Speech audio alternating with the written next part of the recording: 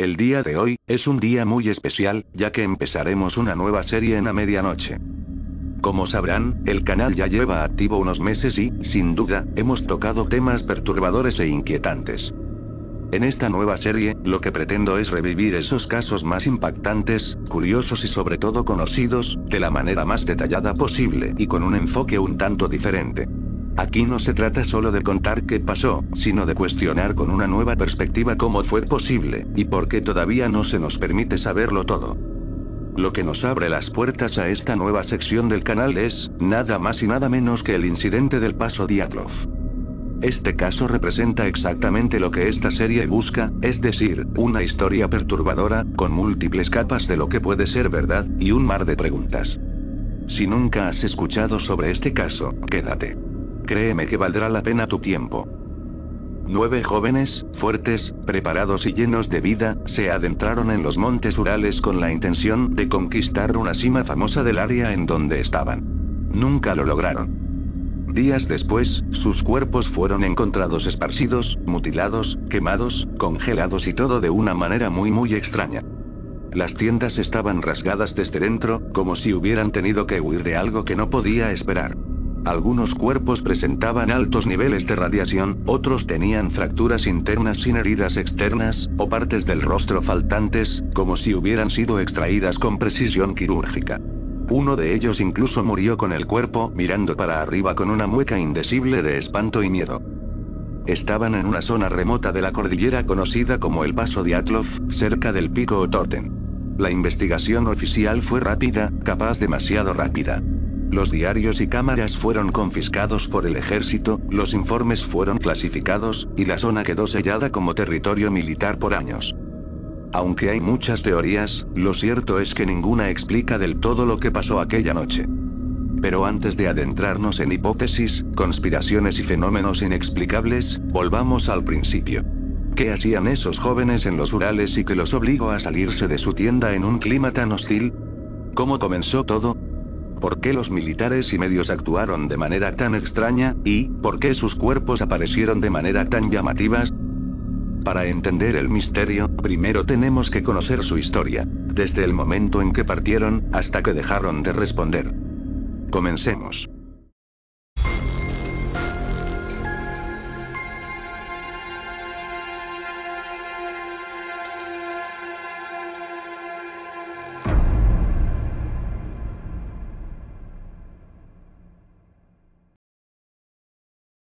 Recuento de los hechos. El viaje. La tragedia del Paso Dyatlov comenzó como una aventura normal entre jóvenes. En enero de 1959, un grupo de 10 esquiadores, casi todos estudiantes o graduados del Instituto Politécnico de los Urales, hoy Universidad Federal de los Urales, se propuso atravesar los remotos y congelados montes Urales del norte, en la región de Sverdlovsk. El líder de la expedición era Igor Dyatlov, un joven de 23 años, inteligente y meticuloso, estudiante de ingeniería de radio.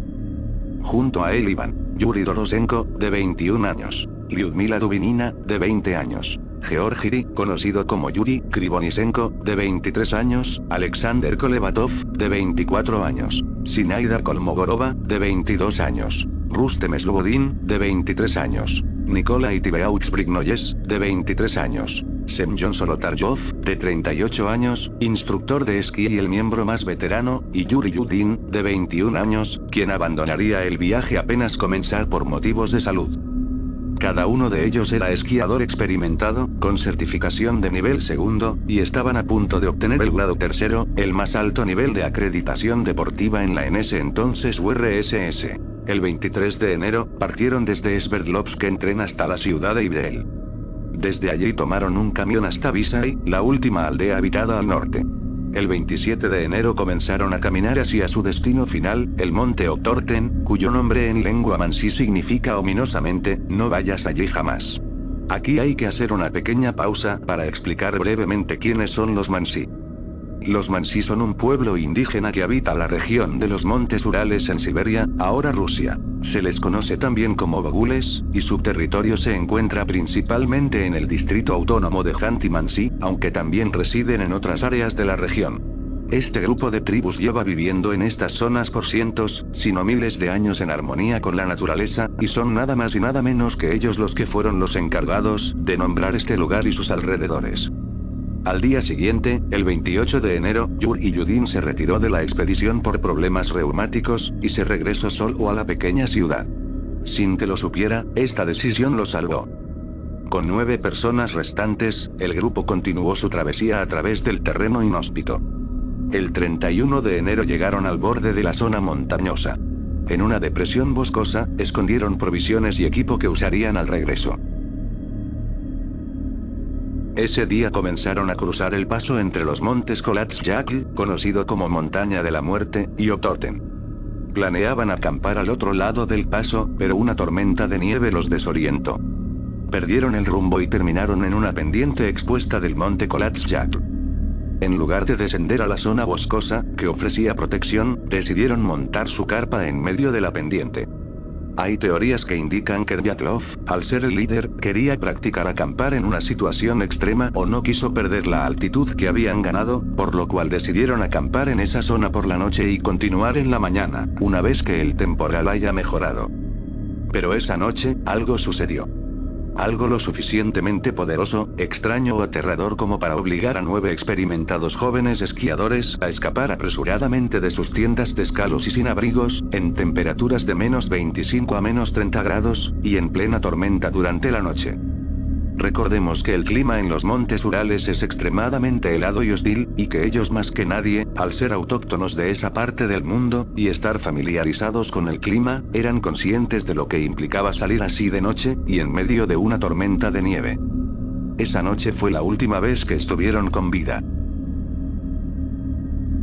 Dyatlov había prometido enviar un telegrama a sus familiares y amigos al regresar a Visay, algo que debía ocurrir a más tardar el 12 de febrero. Sin embargo, pasaron varios días sin noticias, lo cual no generó preocupación inmediata, era común que los excursionistas se retrasaran. No fue sino hasta el 20 de febrero que familiares, alarmados, presionaron a las autoridades. Se organizó un equipo de rescate con voluntarios, estudiantes y profesores. Más adelante se sumó el ejército soviético, con helicópteros, aviones y perros rastreadores. Un grupo de búsqueda encontró la tienda parcialmente destruida y cubierta de nieve en la ladera de Kolatsyakl. Había sido rasgada desde adentro. En su interior estaban los abrigos, botas, cámaras, diarios y equipo, pero ni rastro de los excursionistas. Desde la tienda, se podían seguir huellas de al menos 9 personas caminando en fila, algunas con un solo zapato, otras completamente descalzas, que se dirigían hacia el bosque, a 1.5 kilómetros de distancia. En los días y semanas posteriores se iniciaría uno de los episodios más escalofriantes y confusos de la historia moderna rusa, la aparición de los cuerpos, las condiciones imposibles en las que fueron encontrados, los daños inexplicables, y un sinfín de preguntas que aún hoy, más de 60 años después, no tienen una respuesta concluyente. El hallazgo y los detalles que marcaron el caso. El 26 de febrero de 1959, tras días de búsqueda en condiciones extremas, los equipos de rescate finalmente encontraron la tienda de campaña del grupo. La escena era desconcertante y dantesca por decirlo de alguna manera. La tienda estaba parcialmente colapsada y rasgada desde dentro hacia afuera, como si los ocupantes hubieran intentado escapar a toda prisa de algo o alguien. En su interior se hallaron abrigos, botas, comida, diarios y cámaras, todo intacto. Es decir, todo lo necesario para afrontar las temperaturas extremas en esa región. Recordemos que estamos hablando de personas que eran experimentadas y no ningún grupo de improvisados en el tema del senderismo y esquí. Solo queda preguntarnos entonces, ¿quién o qué los obligó a salir de manera tan apresurada como para no tener tiempo siquiera de abrir la tienda de manera normal? No solo eso.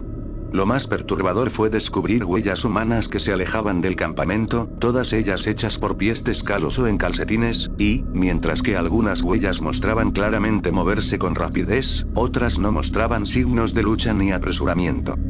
Las huellas conducían hacia un bosque cercano, donde bajo un pino se encontraron los primeros 2 cuerpos, Yuri Dorosenko y Georgi Krivonischenko. Ambos estaban semidesnudos, con quemaduras en las manos y ramas rotas a varios metros de altura, como si hubieran intentado trepar desesperadamente al árbol. Incluso, habían encendido una fogata bajo las ramas, en un intento evidente de sobrevivir. Luego, a medio camino entre el bosque y la tienda, fueron hallados los cuerpos de Igor Dyatlov, Zinaida Kolmogorova y Rustem Slobodin. Dyatlov parecía estar en postura defensiva mirando hacia arriba, Kolmogorova mostraba signos de haber luchado contra el viento, y Slobodin tenía una fractura en el cráneo sin lesiones externas, como si algo lo hubiera golpeado con enorme fuerza desde dentro.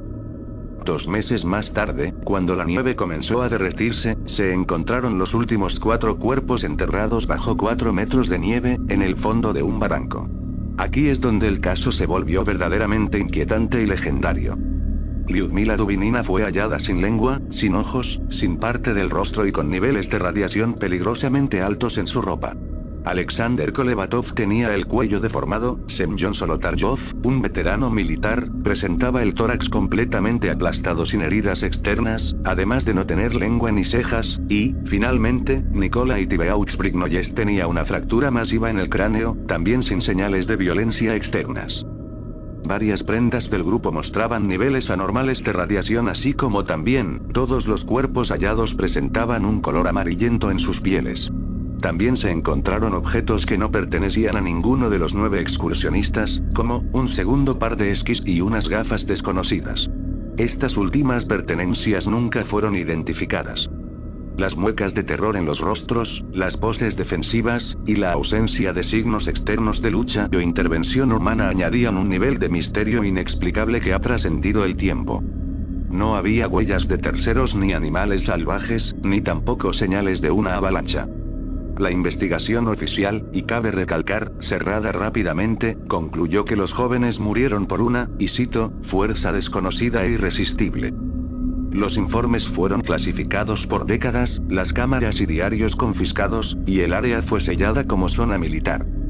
Es así pues, que con los años, la escena del hallazgo se convirtió en uno de los misterios más escalofriantes del siglo XX. Veamos ahora, qué teorías fueron presentadas durante los años siguientes para explicar lo sucedido. Teorías sobre lo ocurrido en el Paso Dyatlov. La teoría oficial, una avalancha. Poco después del hallazgo de los cuerpos, las autoridades soviéticas cerraron el caso atribuyendo las muertes a una fuerza desconocida e irresistible, y más tarde a una posible avalancha. Según esta teoría, la nieve acumulada en la ladera donde acamparon los excursionistas habría colapsado sobre su tienda, obligándolos a escapar apresuradamente. Esto explicaría por qué algunos salieron casi desnudos, sin zapatos ni equipo, y por qué las tiendas estaban desgarradas desde dentro. Sin embargo, esta explicación presenta serios problemas. Primeramente, el ángulo de la pendiente en donde se encontraban era demasiado bajo para una avalancha, y no había señales visibles de que tal evento hubiera ocurrido. Además, muchos de los cuerpos presentaban heridas internas severas sin señales externas de trauma, algo que una avalancha típica no causaría. Pruebas militares secretas. Una de las hipótesis más inquietantes es la que sugiere que el grupo quedó atrapado en una zona de pruebas militares secretas del ejército soviético. Se han reportado actividades militares en la región durante esas fechas, incluyendo el uso de bombas termobáricas y experimentos con armamento de radiación. Esto podría explicar varios hechos extraños como la alta radiación detectada en algunas prendas de las víctimas, los cuerpos con mutilaciones quirúrgicamente precisas, la desaparición de diarios y cámaras por parte del ejército, y el cierre del área por varios años.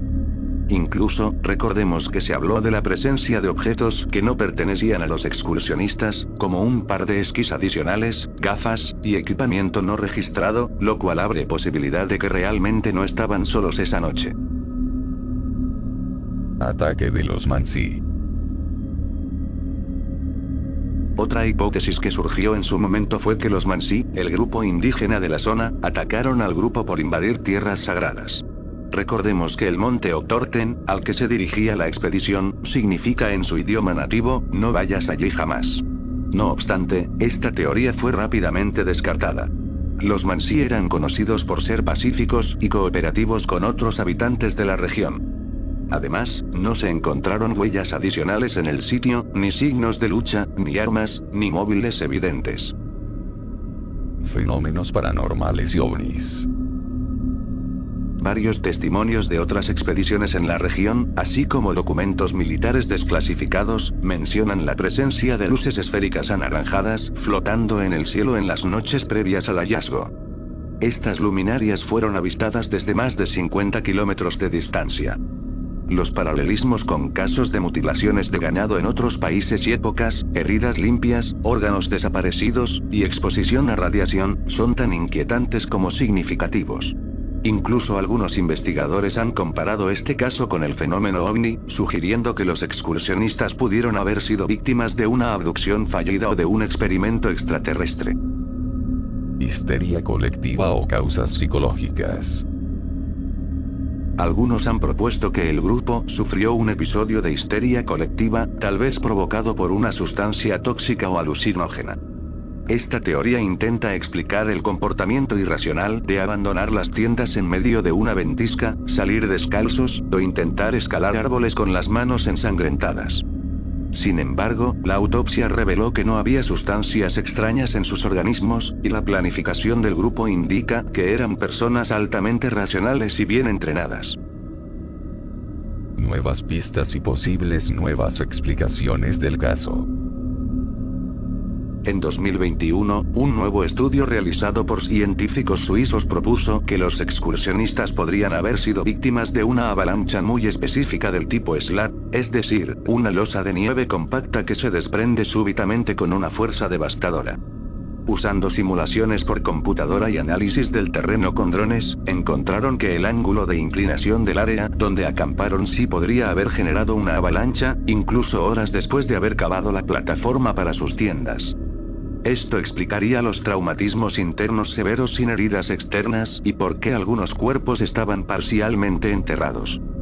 Otros detalles, como los restos de radiación en la ropa, podrían explicarse por el uso de equipo contaminado o pintura luminiscente antigua. Otra teoría también hablaba de que la contaminación por radiación podría haber sido un producto atribuido a que la mayoría de las víctimas trabajaban con radiación en la Universidad Politécnica en donde estudiaban. Eso explicaría por qué la radiación fue percibida en los restos. Pero algunos aún argumentan que las cantidades encontradas eran demasiado altas como para deberse a una exposición normal o relativamente baja en la universidad.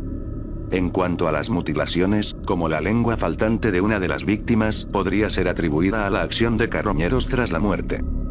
Aunque estos hallazgos parecen ofrecer respuestas más racionales, no explican completamente todas las anomalías del caso como, la mutilación quirúrgica de tejidos, las luces en el cielo reportadas esa misma noche, los objetos que no pertenecían al grupo, ni la exhumación y reclasificación del caso por el ejército.